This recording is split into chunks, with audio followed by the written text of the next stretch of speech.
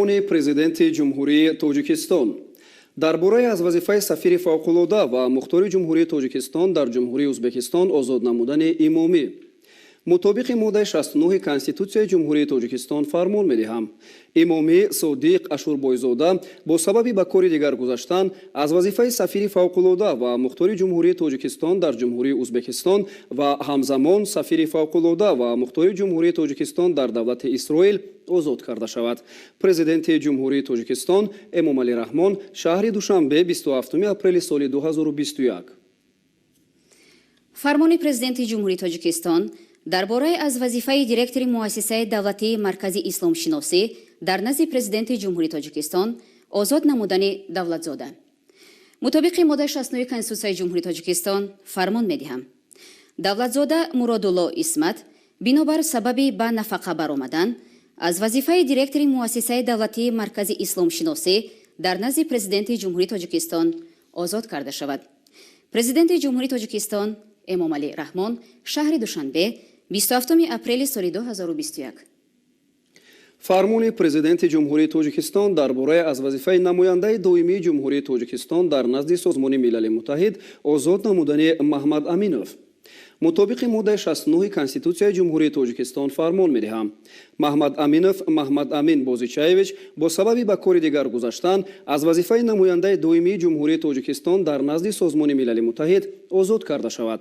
Президенти Ҷумҳурии Тоҷикистон Эмомалӣ Раҳмон шаҳри Душанбе 27 апрели соли 2021.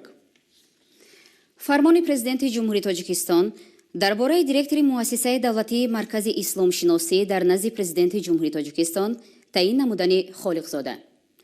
мутобиқи моддаи 69 Конститутсияи Ҷумҳурии Тоҷикистон фармон медиҳам. Холиқзода Абдураҳим Ғаффор директори муассисаи давлатии маркази исломшиносӣ дар назди президенти Ҷумҳурии Тоҷикистон таъин карда шавад. Президенти Ҷумҳурии Тоҷикистон Эмомалӣ Раҳмон шаҳри Душанбе 27 апрели соли 2021. фармони президенти Ҷумҳурии Тоҷикистон дар бораи намояндаи доимии Ҷумҳурии Тоҷикистон дар назди Созмони Милали Муттаҳид таъин намудани Ҳикмат Ҷонибек Исмоил мутобиқи моддаи 69 Конститутсияи Ҷумҳурии Тоҷикистон фармон медиҳам. Ҳикмат Ҷонибек Исмоил намояндаи доимии Ҷумҳурии Тоҷикистон дар назди Созмони Милали Муттаҳид таъин карда шавад. Президенти Ҷумҳурии Тоҷикистон Эмомалӣ Раҳмон шаҳри Душанбе 27 апрели соли 2021. қарори ҳукумати Ҷумҳурии Тоҷикистон аз 27 апрели соли 2021 дар бораи аз вазифаи муовини вазири маориф ва илми Ҷумҳурии Тоҷикистон озод намудани Назирӣ. ҳукумати Ҷумҳурии Тоҷикистон қарор мекунад Назири Латофат Қаҳор бо сабаби ба нафақа баромадан аз вазифаи муовини вазири маориф ва илми Ҷумҳурии Тоҷикистон озод карда шавад. раиси ҳукумати Ҷумҳурии Тоҷикистон Эмомалӣ Раҳмон. қарори ҳукумати Ҷумҳурии Тоҷикистон аз 27 апрели соли 2021 дар бораи аз вазифаи муовини якуми раиси кумитаи давлатии сармоягузорӣ ва идораи амволи давлатии Ҷумҳурии Тоҷикистон озод намудани Шерализода. ҳукумати Ҷумҳурии Тоҷикистон қарор мекунад Шерализода Шараф Аҳмадҷон бо сабаби ба кори дигар гузаштан аз вазифаи муовини якуми раиси кумитаи давлатии сармоягузорӣ ва идораи амволи давлатии Ҷумҳурии Тоҷикистон озод карда шавад. раиси ҳукумати Ҷумҳурии Тоҷикистон Эмомалӣ Раҳмон. қарори ҳукумати Ҷумҳурии Тоҷикистон аз 27 апрели соли 2021 дар бораи аз вазифаи муовини раиси кумитаи давлатии сармоягузорӣ ва идораи амволи давлатии Ҷумҳурии Тоҷикистон озод намудани Аҳмадзода. ҳукумати Ҷумҳурии Тоҷикистон қарор мекунад Аҳмадзода Орзу Ҳусейн бо сабаби ба кори дигар гузаштан аз вазифаи муовини раиси кумитаи давлатии сармоягузорӣ ва идораи амволи давлатии Ҷумҳурии Тоҷикистон озод карда шавад. раиси ҳукумати Ҷумҳурии Тоҷикистон Эмомалӣ Раҳмон.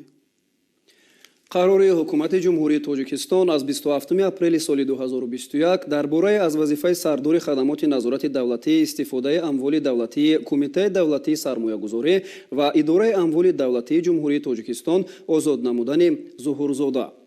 ҳукумати Ҷумҳурии Тоҷикистон қарор мекунад Зуҳурзода Саид Хол Аҳмад бо сабаби ба кори дигар гузаштан аз вазифаи сардори хадамоти назорати давлатии истифодаи амволи давлатии кумитаи давлатии сармоягузорӣ ва идораи амволи давлатии Ҷумҳурии Тоҷикистон озод карда шавад. раиси ҳукумати Ҷумҳурии Тоҷикистон Эмомалӣ Раҳмон.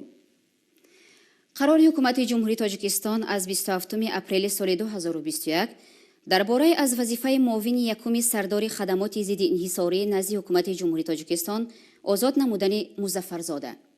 ҳукумати ҷумҳурии тоҷикистон қарор мекунад: Музаффарзода Дилшод Музаффар бо сабаби ба кори дигар гузаштан аз вазифаи муовини якуми сардори хадамоти зидди инҳисорӣ назди ҳукумати ҷумҳурии тоҷикистон озод карда шавад. раиси ҳукумати ҷумҳурии тоҷикистон Эмомалӣ Раҳмон. қарори ҳукумати ҷумҳурии тоҷикистон аз 27 апрели соли 2021 дар бораи аз вазифаи муовини сардори хадамоти зидди инҳисорӣ назди ҳукумати ҷумҳурии тоҷикистон озод намудани Мусозода Зайдулло. ҳукумати ҷумҳурии тоҷикистон қарор мекунад: Мусозода Зайдулло бо сабаби ба кори дигар гузаштан аз вазифаи муовини сардори хадамоти зидди инҳисорӣ назди ҳукумати ҷумҳурии тоҷикистон озод карда шавад. раиси ҳукумати ҷумҳурии тоҷикистон Эмомалӣ Раҳмон. қарори ҳукумати ҷумҳурии тоҷикистон аз 27 апрели соли 2021 дар бораи муовини вазири корҳои хориҷии ҷумҳурии тоҷикистон таъин намудани Шерализода. ҳукумати ҷумҳурии тоҷикистон қарор мекунад: Шерализода Шараф Аҳмадҷон муовини вазири корҳои хориҷии ҷумҳурии тоҷикистон таъин карда шавад. раиси ҳукумати ҷумҳурии тоҷикистон Эмомалӣ Раҳмон. қарори ҳукумати ҷумҳурии тоҷикистон аз 27 апрели соли 2021 дар бораи муовини вазири корҳои хориҷии ҷумҳурии тоҷикистон таъин намудани Салим Фарҳод. ҳукумати ҷумҳурии тоҷикистон қарор мекунад: Салим Фарҳод муовини вазири корҳои хориҷии ҷумҳурии тоҷикистон таъин карда шавад. раиси ҳукумати ҷумҳурии тоҷикистон Эмомалӣ Раҳмон. қарори ҳукумати ҷумҳурии тоҷикистон аз 27 апрели соли 2021 дар бораи муовини вазири корҳои хориҷии ҷумҳурии тоҷикистон таъин намудани Имомӣ. ҳукумати ҷумҳурии тоҷикистон қарор мекунад: Имомӣ Содиқ Ашурбойзода муовини вазири корҳои хориҷии ҷумҳурии тоҷикистон таъин карда шавад.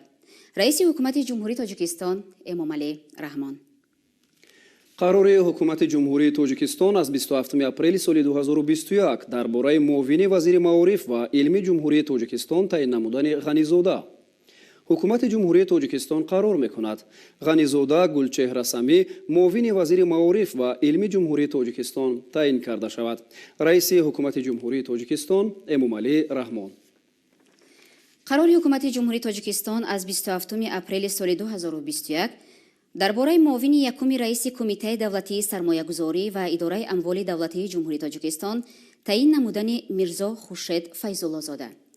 ҳукумати ҷумҳурии тоҷикистон қарор мекунад: Мирзо Хуршед Файзуллозода муовини якуми раиси кумитаи давлатии сармоягузорӣ ва идораи амволи давлатии ҷумҳурии тоҷикистон таъин карда шавад. раиси ҳукумати ҷумҳурии тоҷикистон Эмомалӣ Раҳмон. қарори ҳукумати ҷумҳурии тоҷикистон аз 27 апрели соли 2021 дар бораи муовини раиси кумитаи давлатии сармоягузорӣ ва идораи амволи давлатии ҷумҳурии тоҷикистон таъин намудани Зуҳурзода. ҳукумати ҷумҳурии тоҷикистон қарор мекунад: Зуҳурзода Саид Хол Аҳмад муовини раиси кумитаи давлатии сармоягузорӣ ва идораи амволи давлатии ҷумҳурии тоҷикистон таъин карда шавад. раиси ҳукумати ҷумҳурии тоҷикистон Эмомалӣ Раҳмон.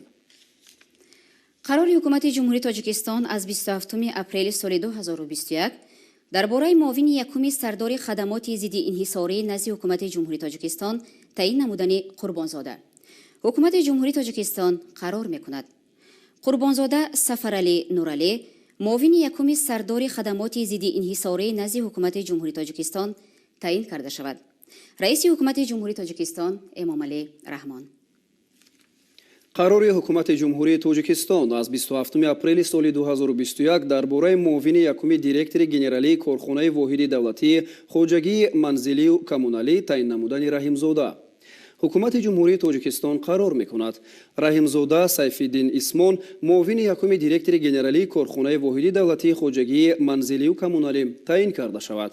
раиси ҳукумати ҷумҳурии тоҷикистон Эмомалӣ Раҳмон. қарори ҳукумати ҷумҳурии тоҷикистон аз 27 апрели соли 2021 дар бораи муовини сардори хадамоти зидди инҳисорӣ назди ҳукумати ҷумҳурии тоҷикистон таъин намудани Солеҳзода. ҳукумати ҷумҳурии тоҷикистон қарор мекунад: Солеҳзода Ширин Боҳор муовини сардори хадамоти зидди инҳисорӣ назди ҳукумати ҷумҳурии тоҷикистон таъин карда шавад. раиси ҳукумати ҷумҳурии тоҷикистон Эмомалӣ Раҳмон. қарори ҳукумати ҷумҳурии тоҷикистон аз 27 апрели соли 2021 дар бораи сардори хадамоти назорати давлатӣ, истифодаи амволи давлатии Кумитаи давлатии сармоягузорӣ ва идораи амволи давлатии ҷумҳурии тоҷикистон таъин намудани Аҳмадзода. ҳукумати ҷумҳурии тоҷикистон қарор мекунад Аҳмадзода Орзу Ҳусейн сардори хадамоти назорати давлатӣ, истифодаи амволи давлатии Кумитаи давлатии сармоягузорӣ ва идораи амволи давлатии ҷумҳурии тоҷикистон таъин карда шавад. раиси ҳукумати ҷумҳурии тоҷикистон Эмомалӣ Раҳмон. амри президенти ҷумҳурии тоҷикистон Шермуҳаммад Раҷабзода бо сабаби ба кори дигар гузаштан аз вазифаи муовини сардори хадамоти ташрифоти президенти ҷумҳурии тоҷикистон озод карда шавад. президенти ҷумҳурии тоҷикистон Эмомалӣ Раҳмон шаҳри Душанбе 27 апрели соли 2021. амри президенти ҷумҳурии тоҷикистон бобошоҳзода Муҳаммадшариф Сангинмурод бо сабаби ба кори дигар гузаштан аз вазифаи машваратчии шуъбаи амнияти иттилоотӣ, пешгӯӣ ва робитаи байналмилалии котиботи шӯрои амнияти ҷумҳурии тоҷикистон озод карда шавад. президенти ҷумҳурии тоҷикистон Эмомалӣ Раҳмон шаҳри Душанбе 27 апрели соли 2021. амри президенти ҷумҳурии тоҷикистон Шермуҳаммад Раҷабзода сардори хадамоти ташрифоти президенти ҷумҳурии тоҷикистон таъин карда шавад. президенти ҷумҳурии тоҷикистон Эмомалӣ Раҳмон шаҳри Душанбе 27 апрели соли 2021.